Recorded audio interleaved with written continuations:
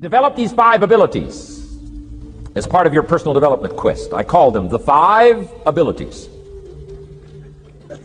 Here's the first one. Develop the ability to absorb. The ability to soak it up like you're doing today. Be like a sponge. Don't miss anything. And not just the words. It's true, don't miss the words, but don't miss the atmosphere. Don't miss the color. Don't miss the scenario. Don't miss what's going on. Most people are just trying to get through the day. Here's what I want you to be committed to do. Learn to get from the day. Don't just get through it, get from it. Learn from it. Let the day teach you. Join the University of Life. What a difference that'll make in your future. Commit yourself to learning. Commit yourself to absorbing. Be like a sponge. Get it. Don't miss it. I've got a personal friend of mine who's so gifted in this area. I think he has soaked up and remembers everything that's ever happened to him. He can tell you as a teenager where he was and what he did and what he said and what she said and how they felt and the color of the sky and what was going on that day. And the reason is because he gets it. He gets it. He gets it. I'm telling you, it's more exciting to have him go to Acapulco, come back and tell you about it, than it is to go yourself. He's unbelievable. He's got this extraordinary gift. And why is it? When he's there, he doesn't miss anything. Here's a good phrase for you to jot down. Wherever you are, be there.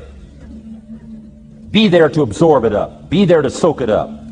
Take a picture if you can. But take pictures of your mind. Let your soul and heart take pictures. Get it, capture it, absorb it. That's such an important ability to develop. The ability to get it, don't miss it. Don't be casual in getting it. Key phrase, casualness leads to casualties.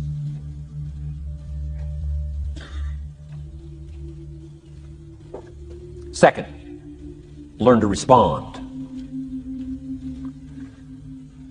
The ability to respond means let life touch you. Don't let it kill you, but let it touch you.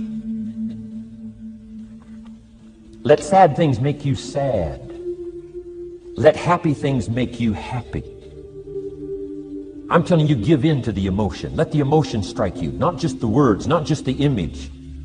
Let the feeling strike you. Let the emotion strike you. Here's what's important. Our emotions need to be as educated as our intellect. Our emotions need to be educated as well as our intellect. It's important to know how to feel. It's important to know how to respond. It's important to let life in. Let it touch you.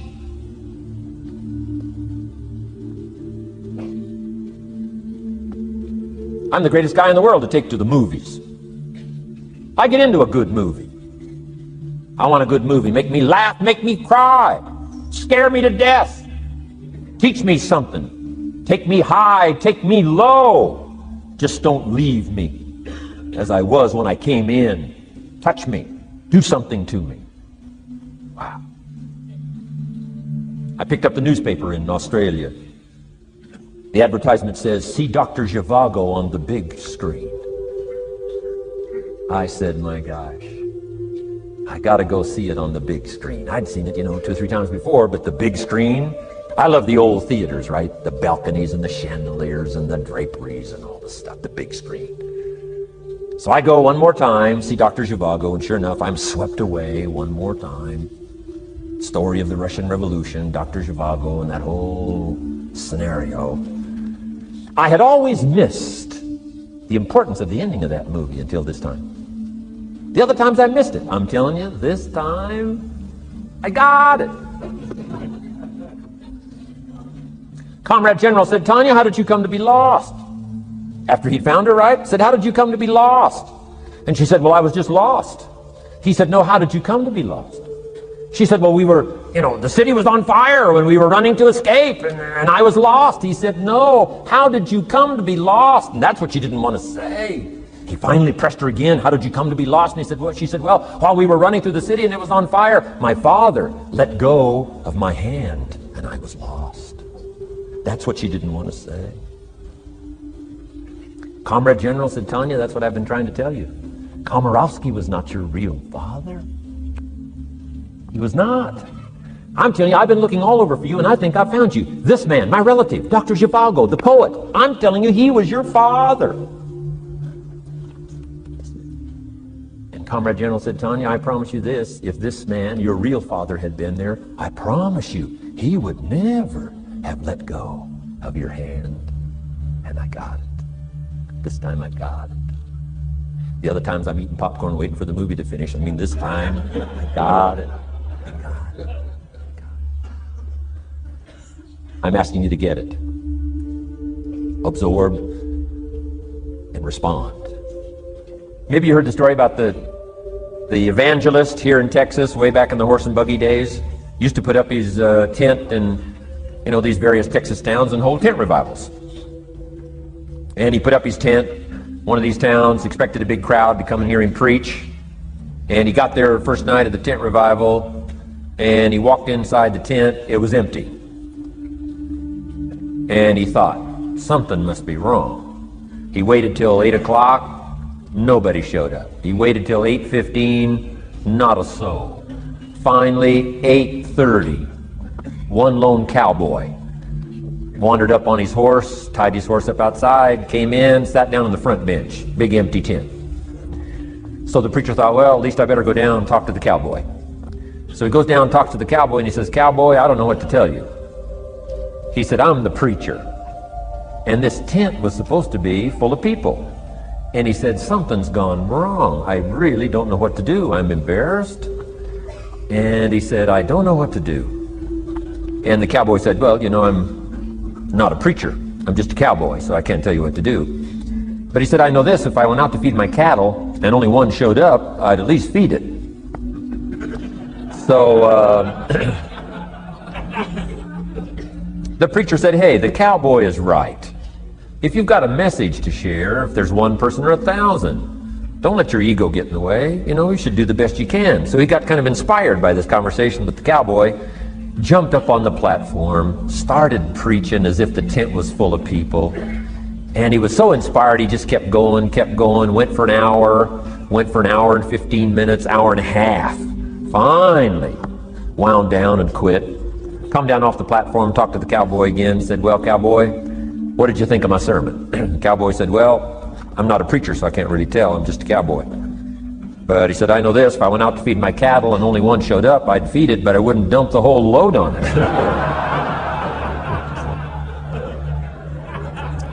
So, if it seems like we're dumping the whole load here today, I guess we really are. But you guys are working hard. Does anybody have 4 pages of notes? Oh, wonderful, wonderful. My job, I'm getting it done. Wonderful. We should give a prize one of these days for the most notes. Fantastic. I congratulate you. You're working as hard as I am. I appreciate that. Okay, we got some more work to do, so let's go to work. Everybody's okay? Say, I'm okay.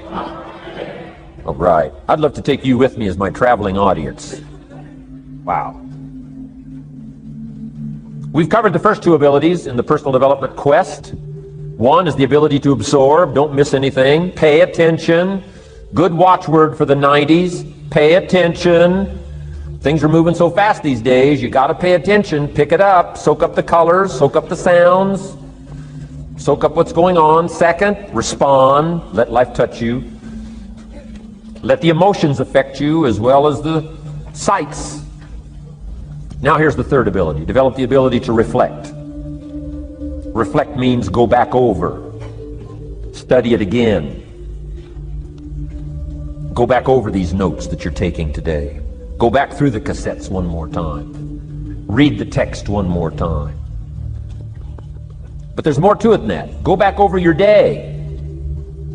I call it run the tapes again, so that the day locks in firmly. Here's some good times to reflect. 1, at the end of the day.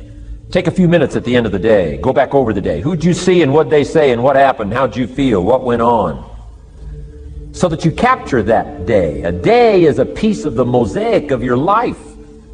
Number 1, don't treat it casual. Number 2, get from the day. And then number 3, go back over the day so that it locks in. that experience, the knowledge, the sights, the sounds, the panorama, the color motion picture of the day. Just lock it in so that it will serve you for the future, having that day, not missing it. Next, take a few hours at the end of the week, called time to reflect.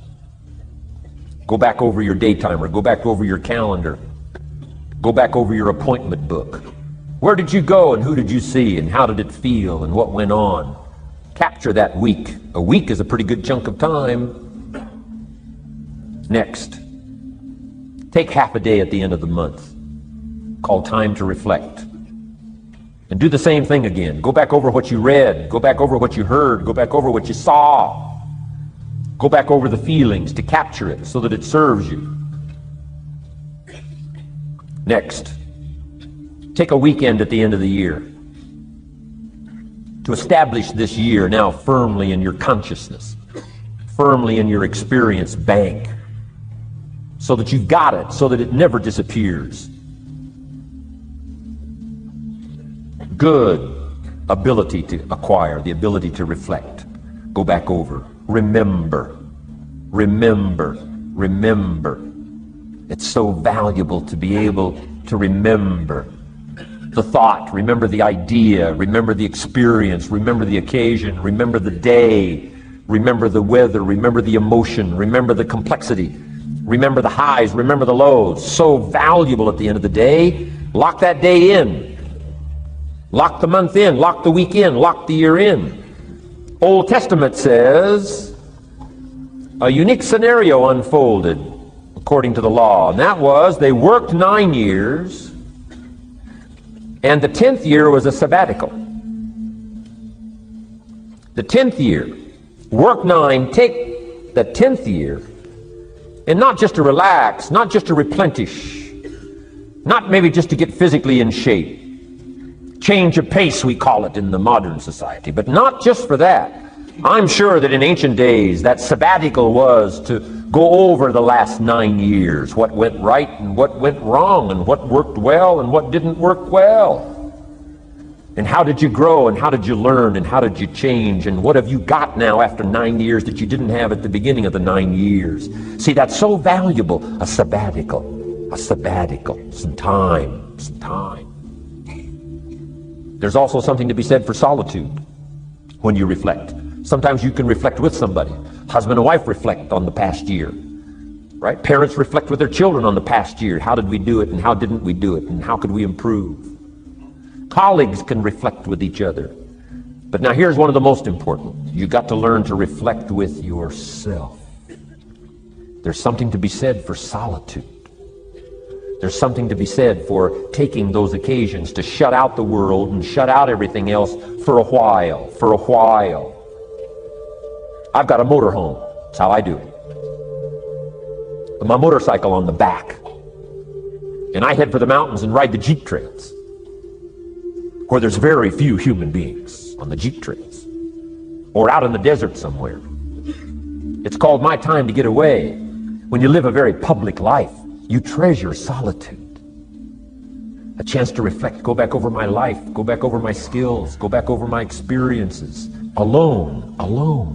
There are some things you need to do alone. Ponder, think, wonder, read, study, absorb, soak in. See if you can't become better this year than you were last year, better the next 9 than you were the first 9. Solitude. There's even a more modern advice that says, go to the closet for time of meditation, time of prayer. Go to the closet. Closet meaning what? Away.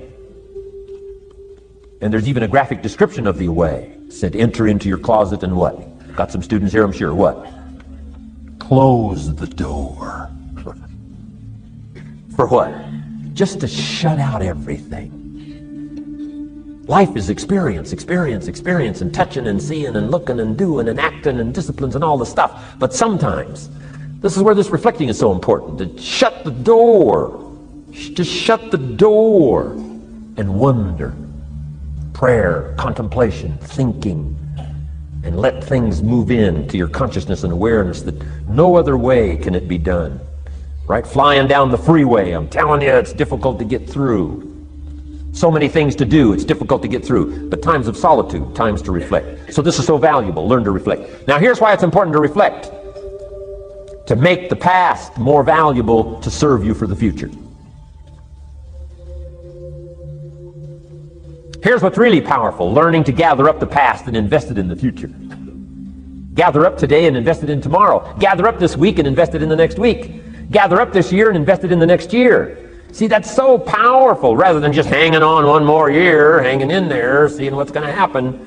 Learn, study. This is part of the personal development quest. Becoming better than you are, more valuable than you are, not just in terms of economics, in terms of motherhood, in terms of fatherhood, in terms of being a better brother, a better colleague, making a better contribution to the family, to society, to the community, to the church, to the office, to the commitment, to the partnership.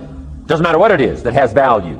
Work on yourself, then you bring more value to the partnership, to the marriage, to the franchise, to the corporation, to the enterprise, to the community, to the nation. Self-development, personal development. The best contribution you can make to someone else is self-development, not self-sacrifice. Self-sacrifice only earns contempt. Self-development earns respect. Pity the mother who says, I'm just going to give up my life for my children. Self-sacrifice is not noble. Self-investment is noble from self-development. If I work on myself and become more valuable, think of what that'll do for our friendship. I used to use the old expression, you take care of me and I'll take care of you. I found out how shallow and short-ended that was. And I changed it to read like this, I'll take care of me for you, if you will please take care of you for me. And this is part of it, the personal development, that we work harder on ourselves than we do on our job. Now we bring that to the friendship. Now we bring that to the marriage. Now we bring that to the family relationship as a father, as a mother. And we develop the strength and we develop the power. That's key. And it takes, I think, this scenario of disciplines, these abilities, to acquire those gifts, those skills, that value, so that we bring more. Now, we bring more to the next week, we bring more to the next month, we bring more to the next year, if you follow this absorb, respond, and reflect. I said to my father, when he was about to turn 76, his 76th birthday, I said, dear father of mine, can you imagine what it's going to be like to gather up the last 75 years of your life and invest them in your 76th year? What a difference of philosophy, rather than just hanging on one more year. Gather up 75 and invest them in the next one. Gather up the last 6 years and invest it in the next year. See, that's so powerful in communication, which we're going to study soon. So powerful. So consider this. 1, the ability to absorb. 2, the ability to respond. 3, the ability to reflect. Here's number 4, develop the ability to act. Take action. Not hasty if it isn't required, but don't lose much time. Here's the time to act. When the idea is hot and the emotion is strong. That's the time to act. You say, Mr. Rohn, I'd like to have a library like yours. See, if you feel strong about that, what you got to do is get the first book and then get the second book. Before the feeling passes and before the idea gets dim, action pronto, action immediate, action as soon as possible. Because if you don't, here's what happens. We call it the law of diminishing intent. We intend to when the idea strikes us. We intend to when the emotion is high. But now if you don't translate that into action fairly soon, now the intent starts to diminish. And a month from now it's cold. A year from now, can't be found. So act, set up a discipline when the emotions are high and the idea is strong and clear and powerful. That's the time to set up the discipline. Somebody talks about good health and you're stirred. Say, right, I need to get a book on nutrition. Get the book before the idea passes and before the emotion gets cold. Go for the book. Start the library. Start the process. Fall on the floor. Do some push-ups. Action. Got to take action. Otherwise, the wisdom is wasted. Otherwise, the emotion soon passes. Unless you put it into a disciplined activity. Capture it. Disciplines is called how to capture the emotion and how to capture the wisdom and translate it into equity. Disciplines. Now, here's what's important about disciplines. All disciplines affect each other.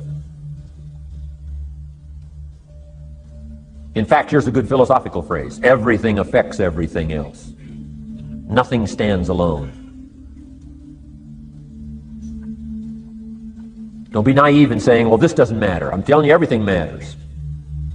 There are some things that matter more than others, but there isn't anything that doesn't matter. Okay. We all pity the man who says, well, this is the only place I let down. Not true. Key to take home. Every letdown affects the rest of your performance. Every letdown affects the rest. This is part of the educational process on personal development. If you don't take the walk around the block, you probably won't do the apple a day. If you don't do the apple a day, you probably won't start building your library. If you don't build your library, you probably won't keep a journal, and you won't take pictures, and then you won't do this, you won't do wise things with your money, won't do wise things with your time, won't do wise things with your possibilities and relationships, and the first thing you know, 6 years of that accumulated, and we say you have messed up. So the whole key to reversing that process now is to start picking up these disciplines. Now here's the positive side. Every new discipline affects the rest of your disciplines. Every new one affects the rest.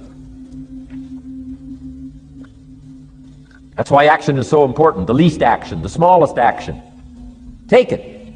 Because when you start accomplishing and the value starts to return from that one action, it'll inspire you to do the next one and the next one and the next one. You start walking around the block, it'll inspire you to get an apple. Get an apple, it'll inspire you to get a book. Get a book, it'll inspire you to get a journal. Get a journal, it'll inspire you to grow, develop some skills. All disciplines affect each other. Every lack affects the rest. Every new affects the rest. The key is to diminish the lack and set up the new. And you've started a whole new life process. Key. Also, one more thought on discipline. Here's the greatest value of discipline. Self-worth. Self-esteem. People are teaching self-esteem these days, but they don't connect it to disciplines. The least lack of discipline, and it starts to erode our psyche. One of the greatest temptations is to just ease up a little bit, right? The slightest lack of doing your best starts to erode the psyche. Instead of doing your best, doing just a little less than your best. Sure enough, you say, well, it's just going to affect my sales. No, it's going to affect your consciousness. It's going to affect your philosophy. Now you've begun in the slightest way to affect your own philosophy. Here's the problem with the least neglect. Neglect starts as an infection. And if you don't take care of it, it becomes a disease. And one neglect leads to another. And the worst of all, when neglect starts, it diminishes our self-worth, our self-confidence, our self-value.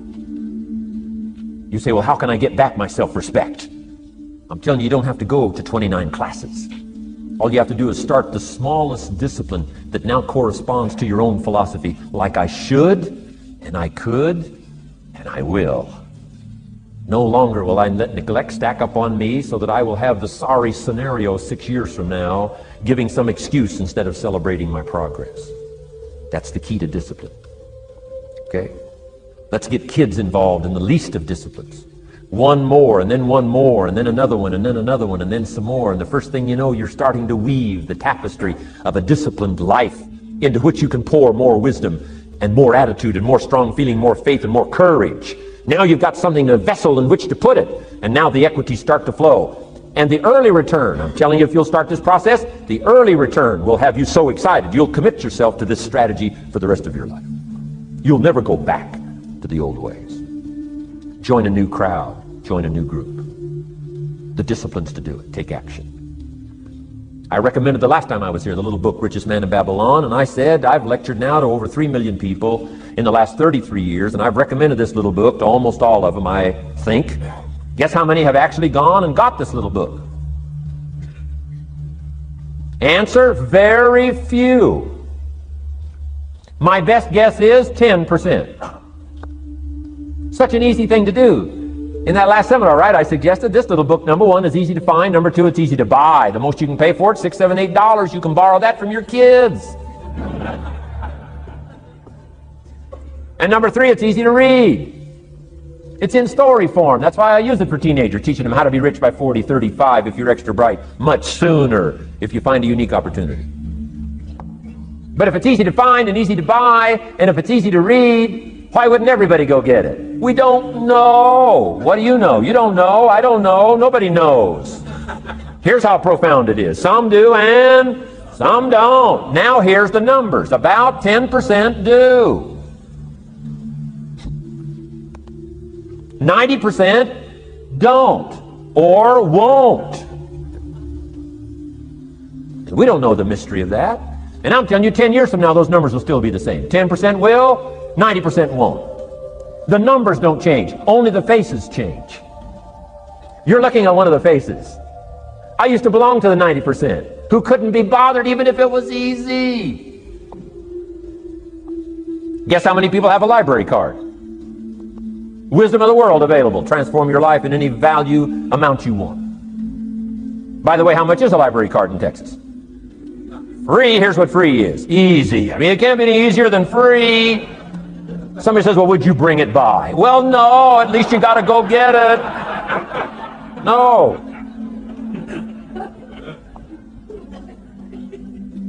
Wisdom of the world available. Transform your life spiritually, socially, personally, economically, and every other way. Teach you how to be rich and powerful and sophisticated and healthy, influential. How many people have a library card? Answer, 3%. 95, 97% couldn't be bothered.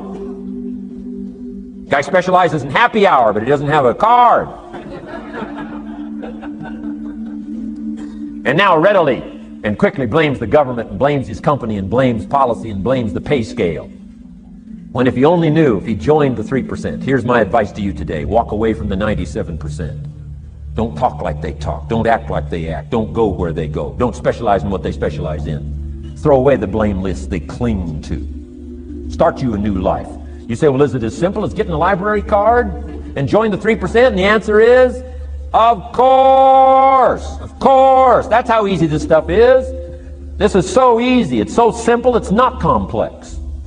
You don't need a 2,000-year-old guru. You don't need multi-track affirmations. I'm telling you, don't. Affirmation without discipline is the beginning of delusion. Key.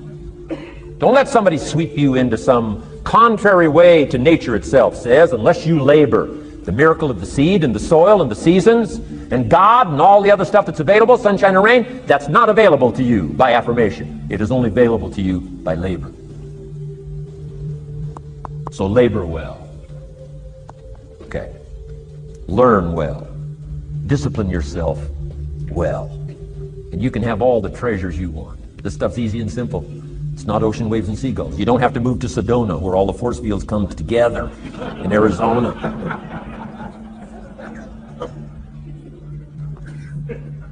Let's teach our kids the simple ways to transform their health, number 1. Their economics, number 2. Their ability to communicate, number 3. Their life and treasure and lifestyle, number 4. Spirituality, number 5. And the list goes on and on.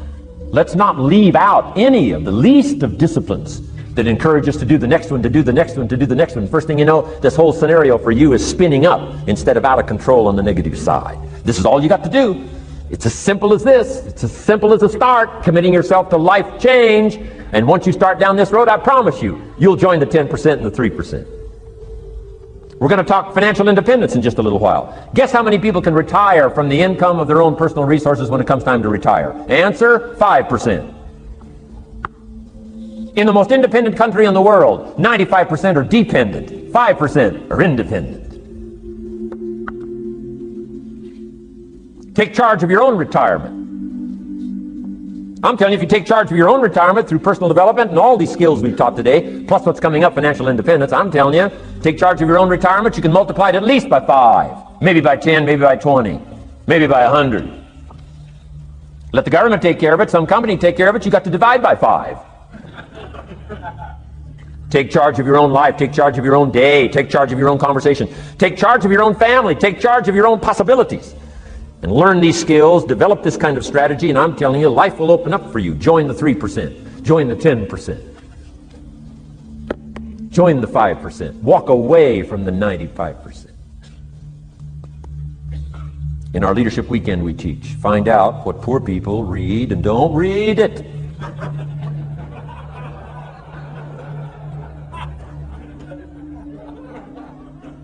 I'm telling you, don't talk like they talk.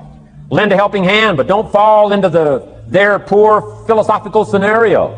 Don't blame what they blame. Don't use the excuses they use. It's called the language of the poor. Switch gears, switch language, switch ideas, switch strategy. Start with the simplest of disciplines. And don't bemean any of these disciplines. The smallest of disciplines starts the process of life change. And if you'll invest in this thing called discipline, you can have whatever you wish. It's called the beginning of a miracle. Now here's the last clue on discipline. Do the best you can. We covered earlier, but here's a good scenario for the do the best you can. I've got a good question for you. Is the best you can do all you can do? And the answer is no. Strangely enough, if we all fell on the floor right now and did as many push-ups as we possibly could, and let's say for some reason you haven't been into push-ups lately, I can't imagine why, but let's say the best you can do is 5. And you look up at the rest of us and say, hey, 5 is the best I can do. We can tell by the look on your face that's probably true. 5 is the best you can do. Now, is 5 all you can do? The answer is no. If you rest a little, you can do 5 more. Wow. And if you rest a little, you can do 5 more. And if you rest a little, you can do 15 more. How did we get from 5 to 15? It's a miracle.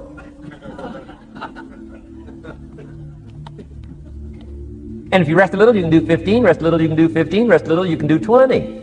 How did you get from 5 to 20? It's a miracle. Did you know you can keep doing that? Do a little more, rest a little, do a little more, rest a little, and finally get up to 50 push-ups? Is it possible to get up to 50 push-ups? Of course. How do you go from 5 to 50? It's a miracle. How do you get a miracle going? Number 1, do what you can. Don't leave out what you can, from writing a letter to your mother in Florida. Start cleaning it all up. 2, doing the push-ups. Go from 5 to 50. It's a miracle. Number 1, do what you can. Number 2, do the best you can. Here's number 3, rest very little.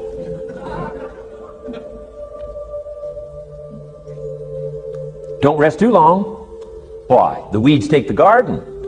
Kids have got that figured out. You can't rest too long. Here's the clue. Make rest a necessity, not an objective. The objective of life is not to rest. The objective of life is to act. Think of more disciplines. Think of more ways and means in which to use your own wisdom and your own philosophy, and use your own attitude, your own faith, your own courage, your own commitment, your own desires, your own excitement. Invest it, invest it, invest it, invest it in discipline so that it's not wasted. The smallest of discipline.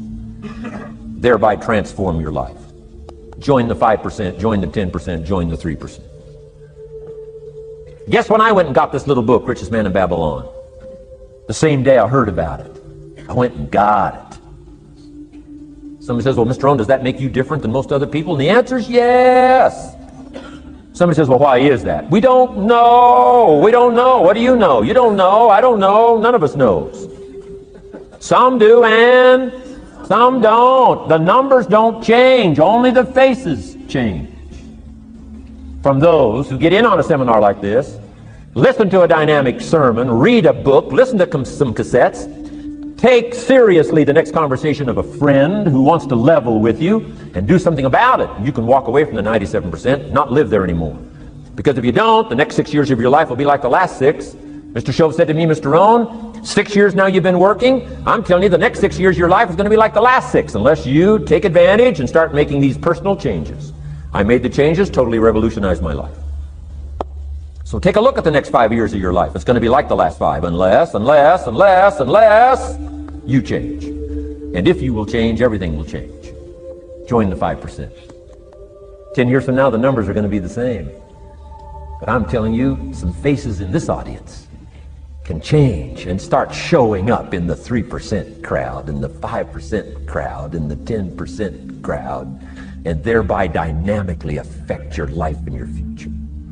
Develop these strengths. Now here's the last ability. Develop the ability to share. Pass along to someone else. If you've picked up a good idea today, pass it along. Don't let it stay. Pass it along.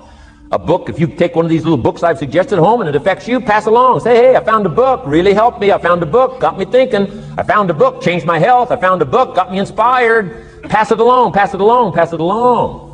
Here's what's exciting about sharing. If you share with 10 different people, they get to hear it once, you get to hear it 10 times. So it's probably going to do more for you than it is for them. But it's called what? Everybody wins. When somebody shares, everybody wins. Wow. Share your ideas, share your experiences, share your knowledge. You can have just as much pleasure as I do. I said, giving this seminar, this is one of my joys in life. Give a seminar like this, make the best investment I can of words and spirit and heart and soul and time, energy. I don't have to work this hard. But I gladly work this hard. Why? I want the return. Your words touch my life. See, that's heavyweight stuff. You can't buy it with money. But I'm telling you, you can get the same thing started by recommending a book. Somebody will read that book, and then they'll read another one, and they'll read another one, and they'll come to you someday and say, you got me started. That book you recommended turned my lights on, turned my mind around, got me thinking, got me pondering, and I've been on track ever since. You can get just as much praise as I do if you'll share with your children, share with your colleagues, share with everybody that comes within your grasp. Share. Now here's what sharing does. Not only helps you, helps the person you share with. Here's what else it does. Makes you bigger than you are. If I had a glass of water up here and it was full, question, can that glass hold any more water? If it's full, if the glass is full, can it hold any more water? The answer is yes.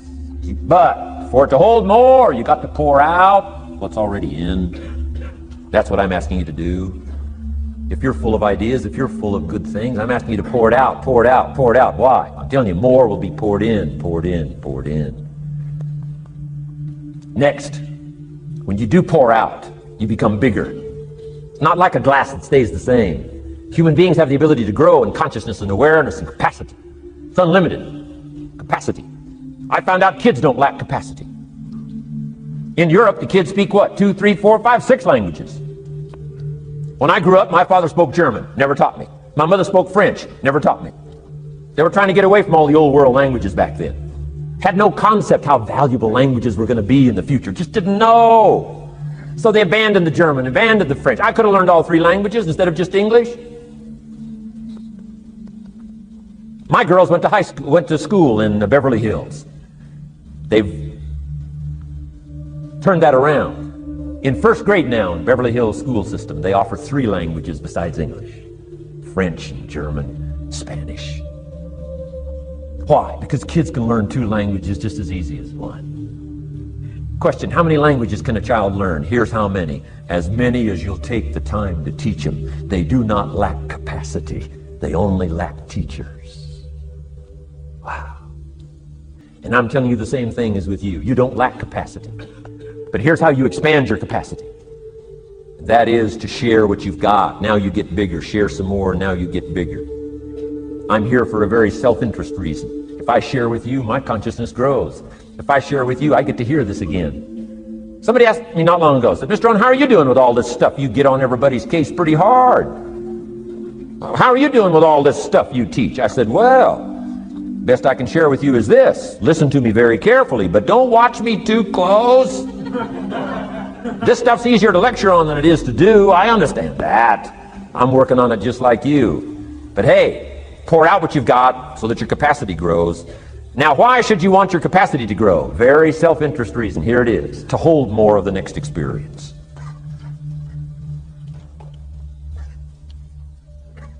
You mean to tell me that sitting in this audience, some people will get more out of it than others? And the answer is yes.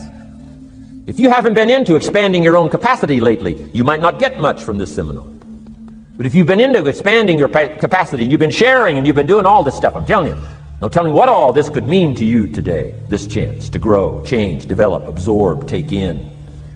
I'm asking you to expand and grow so you can hold more of the next experience. Some people can't be very happy.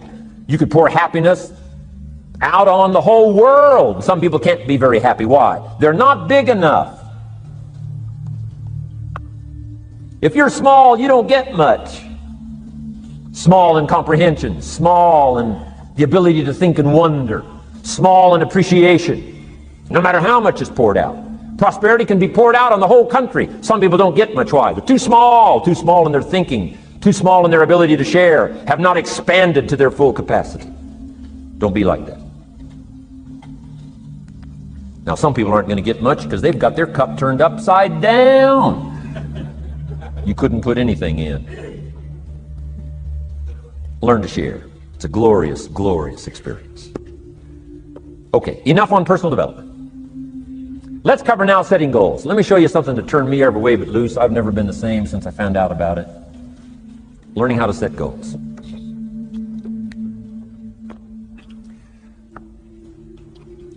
Not long after I met Mr. Shove, we're having breakfast one morning.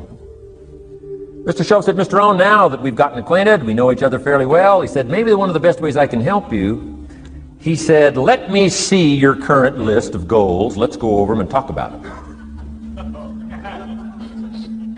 And I said, what?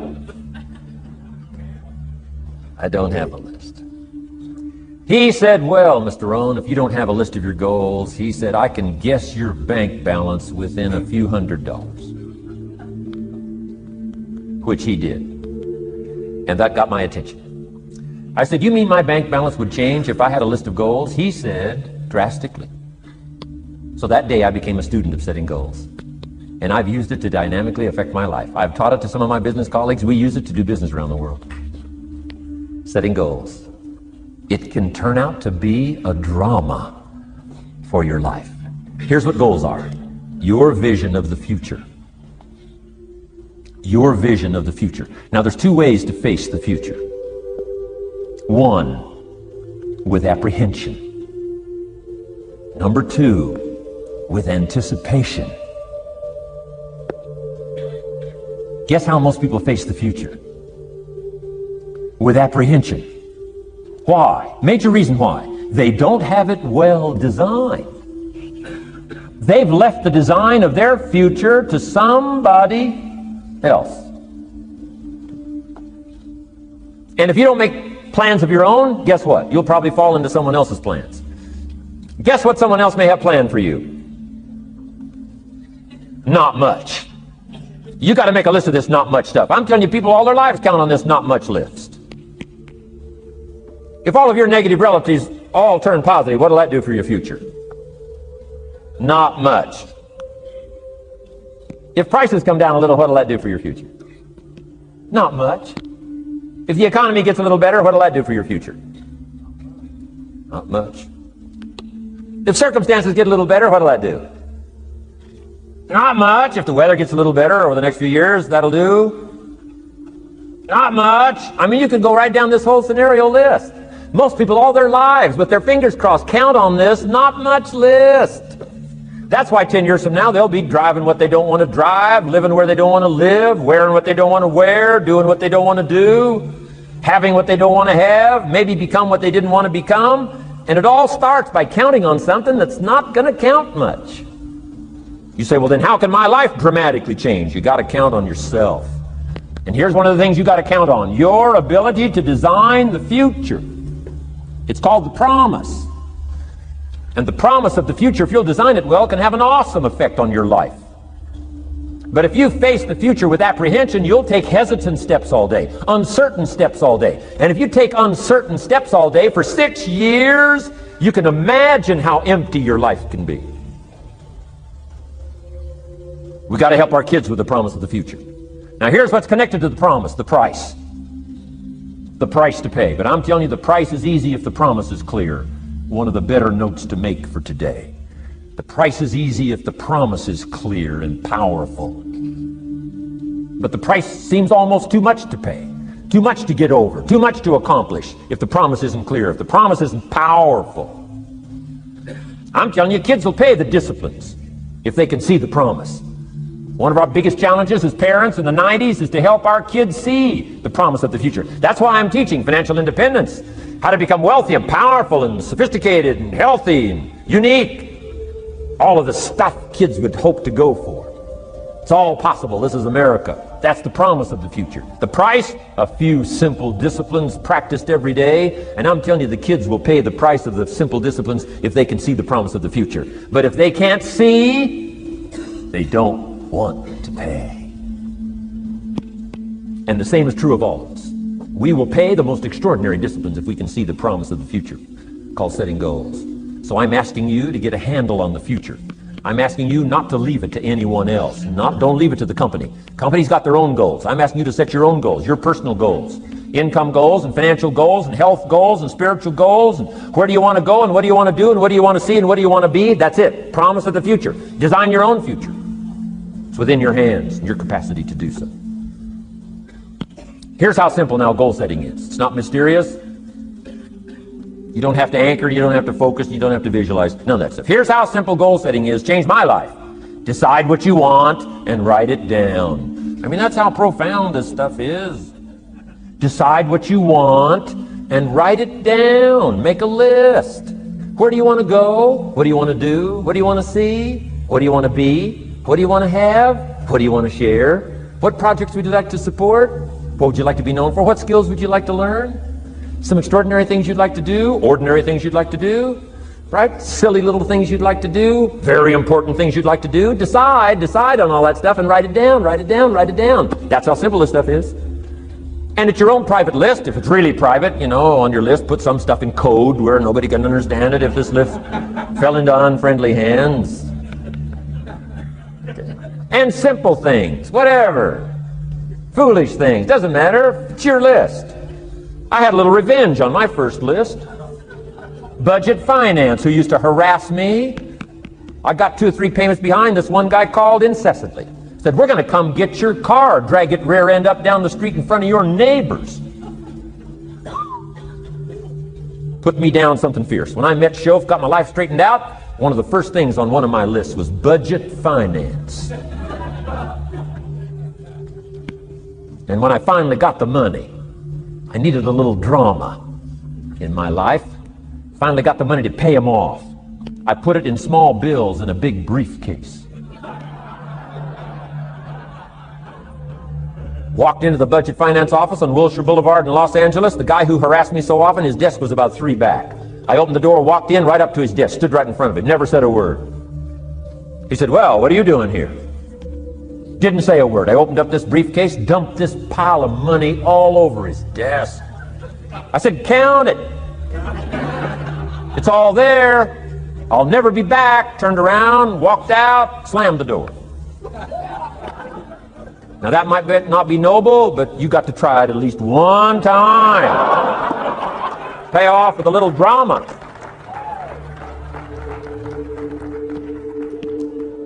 Got to check them off my list. Keep your list with you. I keep my list in my journal so that I can go back 5 years ago. Here was my list. And I'm a little embarrassed. Here's what I thought was so important now. How my philosophy has changed. From 10 years ago, 5 years ago, 3 years ago. Here's my old list. Here's my new list. Here's what's valuable to me now. Here's what I want my life to be now. Here's where I want to go, what I want to do, what I want to see. Keep your lists of goals so that it shows your growth, shows your ability to change and grow. Your philosophy grows and expands what's valuable. Setting goals. Doesn't matter how small, foolish it is. Put it on your list. My Japanese friend, Toro Ikeda, put on his first list, a Caucasian gardener. He wanted. Thought that was good.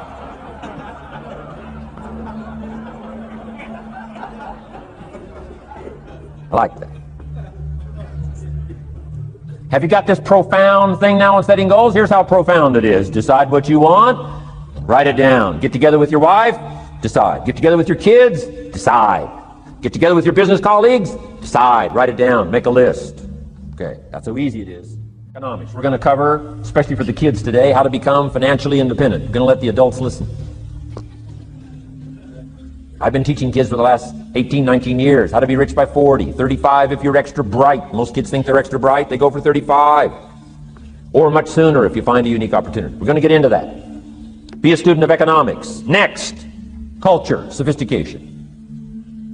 Don't leave that out of your life. Culture, sophistication. Culture is part of the fabric of the nation.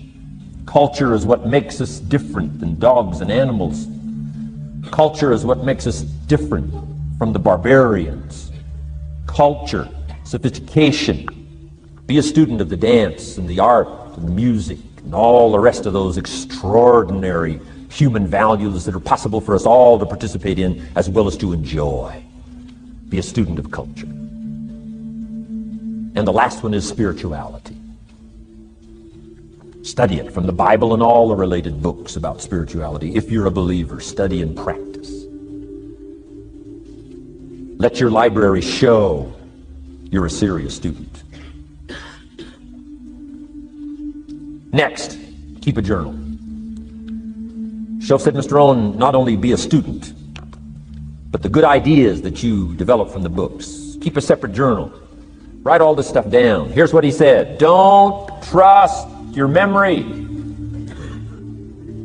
If you're serious about becoming wealthy and powerful and sophisticated and healthy, influential, cultured, unique, keep a journal. Don't trust your memory. If you listen to something valuable, write it down. If you come across something important, write it down. Write it down. Now, I used to take notes on pieces of paper and torn off corners and backs of old envelopes and restaurant placemats and long sheets and narrow sheets and little sheets and pieces thrown in a drawer. Found out, best way, keep a journal.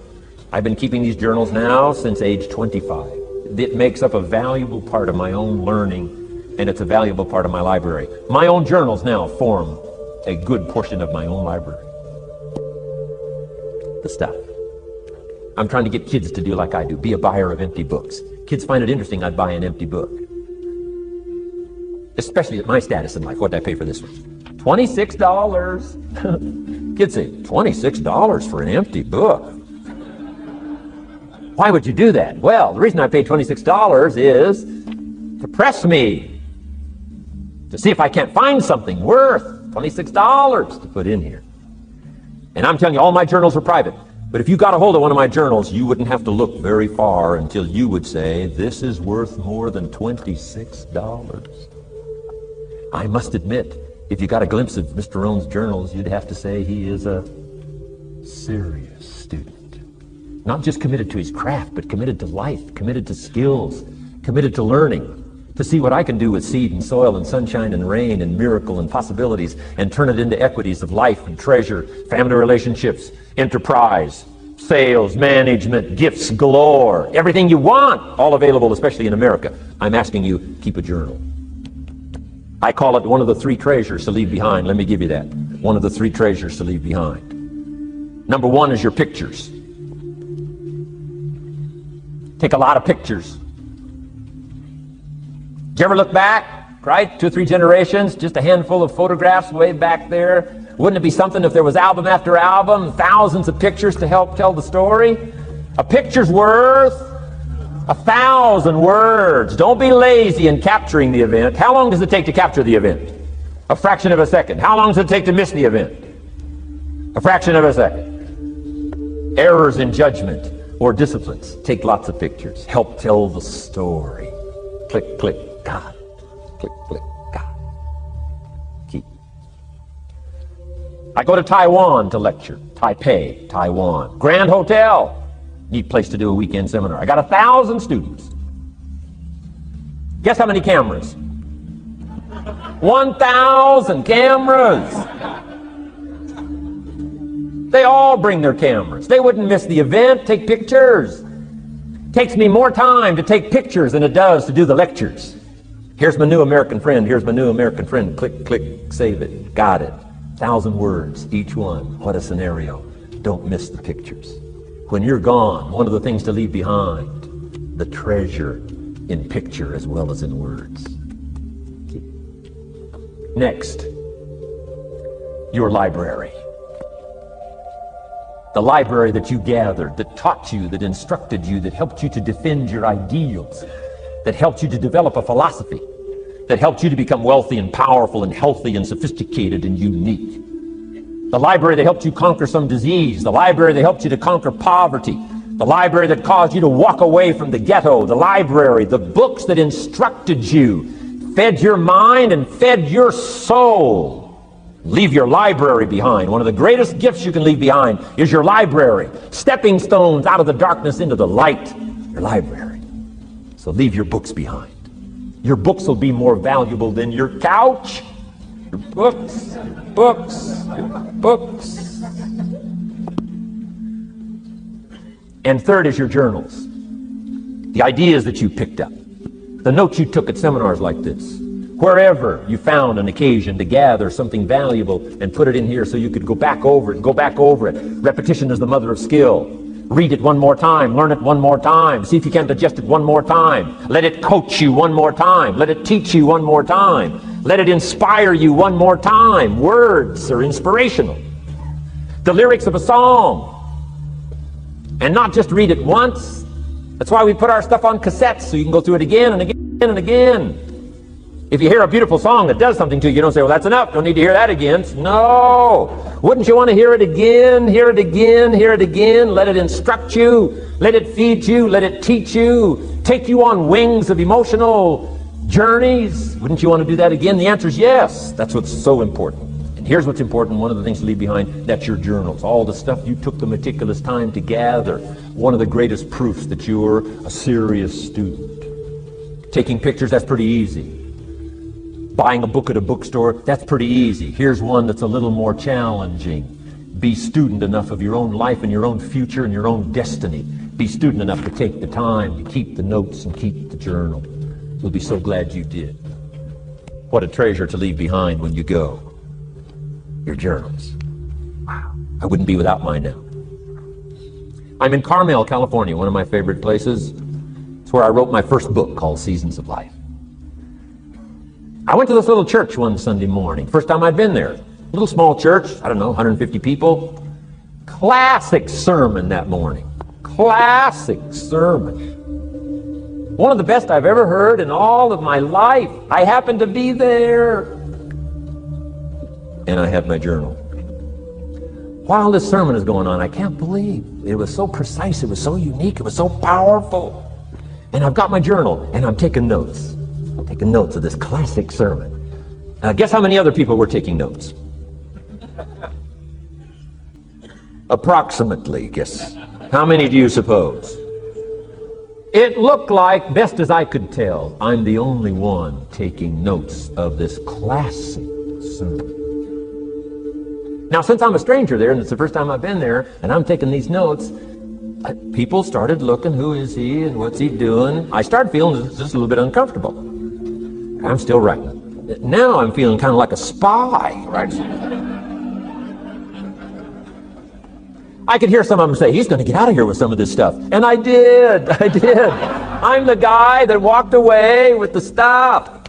I'm asking you to be no less sincere and be no less committed to the advancement of your philosophy, the set of the sail. Talk about have your best year ever this year, and then get ready for next year, your very best year ever, and they'll start being the best year after year. If you'll commit yourself to some of this simple stuff called personal development, start with a walk around the block. Start with the refinement of your philosophy. Start with the teaching of your own fabulous mind, where all the answers are.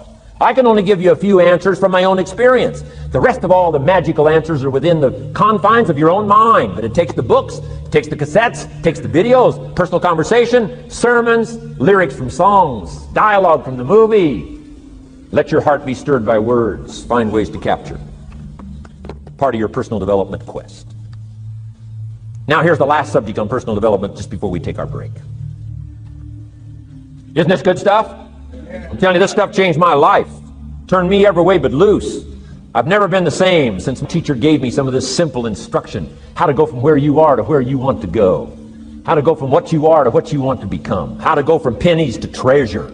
How to go from nothing to fortune. It's all within the confines of this stuff that I've been trying to share with you. Laboring best I can. Words are clumsy when you try in your experience. But I'm doing my best today. And I'm excited about it. Appreciate you taking all these good notes. Good students today. I appreciate that.